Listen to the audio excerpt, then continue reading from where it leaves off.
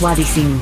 Alors, vous le savez, on se dirige tout droit vers un couronnement de Charles Millard au PLQ, mais Mario Roy, le candidat défait, s'accroche en affirmant que le PLQ a été antidémocratique à son endroit et demande à ce que sa candidature soit prise en considération. Il est avec nous, Mario Roy, bonjour. Bonjour, M. Martineau. Bonjour, vous ne décrochez pas. Pourquoi? Ben, écoutez, c'est une demande qui a été faite là, quelques heures avant la fin, qui demande tout simplement au parti de considérer ma candidature, étant donné ce qui s'est passé dans les dernières semaines. Et puis, je pense que la majorité des gens là, sont au courant du fait que il y a des mauvaises informations qui circulaient à l'effet que ma candidature avait été rejetée. Et puis, par la suite, là, j'ai tenté, là, mon équipe et moi, là, de récolter ce qu'il fallait en termes de dons et de signatures. Ça a mis les tâches énormément difficiles parce que les gens me disaient, votre candidature a été rejetée, pourquoi vous continuez? Alors, avec cette information-là qui a circulé, ça a rendu énormément difficile. Puis là, on s'est de constater aujourd'hui, voire impossible, là, de me qualifier. C'est pour ça que je demande au parti de reconsidérer ça, étant donné ce qui s'est passé, évidemment. Sébastien Bovet de Radio-Canada a sorti les chiffres vérifiés par Élections Québec. Là.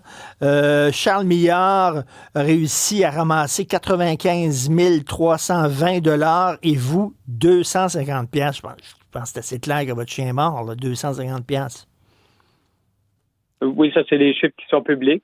Et bien sûr que avec ce que je viens de vous mentionner, ça a rendu la tâche énormément difficile. Il y a des gens qui me disaient, OK, je vais vous aider. Puis, quand l'événement est venu, ils ont dit, là, dans les circonstances, on va laisser faire. Alors, vous comprendrez que dans une course où est-ce que les gens prennent, bien sûr, là, l'information qui est circulée dans les médias, ça a rendu la course énormément difficile. C'est pour ça que ma demande est faite au parti et puis j'attends une réponse du parti.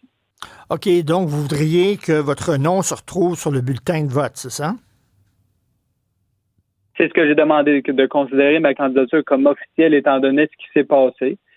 Et puis, ça sera au parti de déterminer là, quoi qu'ils en font avec ma demande. Mais je pense qu'il est juste et qui est nécessaire là d'en parler, de mettre les choses sur la table là, et puis de reconnaître ce qui s'est passé. Mais monsieur Roy, vous le savez que vous savez que vous ne gagnerez pas. Là. Vous ne gagnez même s'il y a une course à deux, c'est certain que vous ne gagnez pas. Donc pourquoi vous voulez à tout prix participer à cette course-là? Vous savez, la situation est différente. Je suis entièrement lucide sur le fait que la situation des deux candidats, là, entièrement. Mais ceci dit, le parti a déterminé d'ouvrir une course et là, ils ont déterminé d'ouvrir une mise en candidature qui s'allongeait jusqu'à aujourd'hui. Alors, lorsque le parti en décide ainsi, il faut que le parti agisse en conséquence et puis qu'il soit impartial et puis d'agir de manière juste et équitable avec tout le monde qui veulent se porter candidat.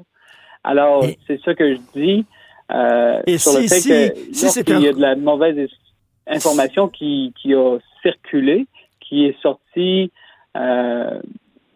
de gens du parti, là, que j'imagine, là, de gens du parti. Et vous savez, monsieur Roy, si c'est un couronnement... énormément affecté, là. Si c'est un couronnement de Charles Millard, est-ce que vous allez être présent là, puis est-ce que vous allez continuer d'être membre du Parti libéral du Québec? Vous savez, moi, mon intention est de continuer d'y travailler, de défendre le fédéralisme, d'être présent, de continuer de travailler dans mon comté, de me présenter. Ça a toujours été mon intention, puis ça y reste. Merci beaucoup, M. Mario Roy. Merci. Bonne journée.